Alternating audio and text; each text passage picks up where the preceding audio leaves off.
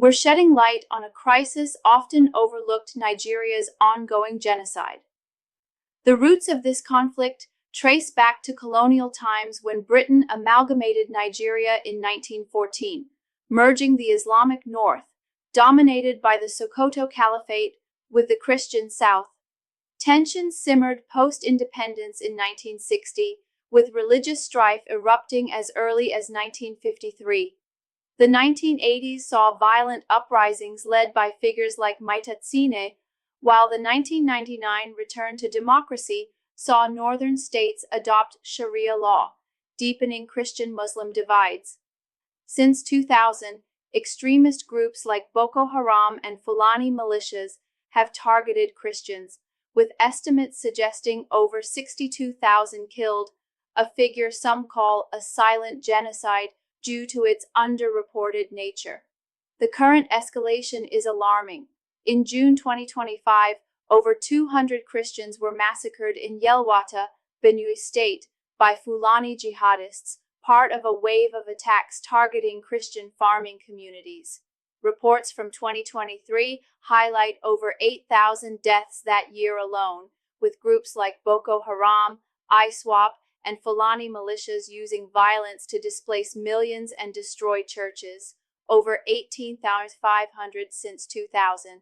The Middle Belt, a Christian stronghold, sees systematic killings, abductions, and land seizures, often with attackers shouting Allahu Akbar, suggesting religious intent.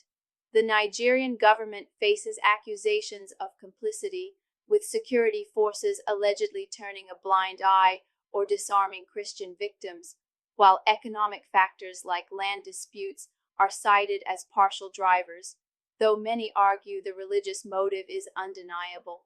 World reaction has been tepid. The United States, under Trump's administration, designated Nigeria a country of particular concern in 2020 for religious freedom violations, but this was reversed in 2021, with the State Department downplaying the religious angle as mere resource conflicts. The UN and EU have issued statements but avoided strong action, with no dedicated commission to investigate, despite calls from groups like Genocide Watch. Pope Leo XIV condemned the June 2025 Yelwata massacre, yet global media coverage remains sparse compared to conflicts like Ukraine or Gaza. Some nations push for sanctions or aid to displaced persons, but progress stalls, leaving victims in underfunded camps. Why the silence?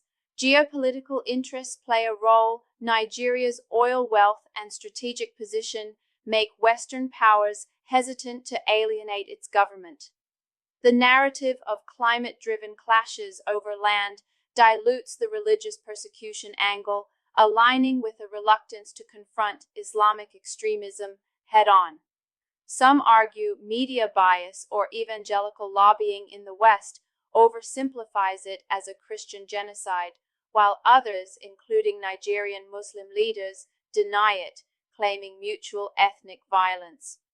The religious element is central. Boko Haram, Sikhs, and Islamic State, Fulani militias target Christian symbols, and Sharia enforcement fuels tension. Yet this complexity is often ignored, muting global outrage. This silent crisis demands attention. Is the world complicit by inaction, or is the narrative too messy to address? The human toll, thousands dead, millions displaced, urges a rethink. Share your thoughts below, subscribe for more, and let's keep this story alive.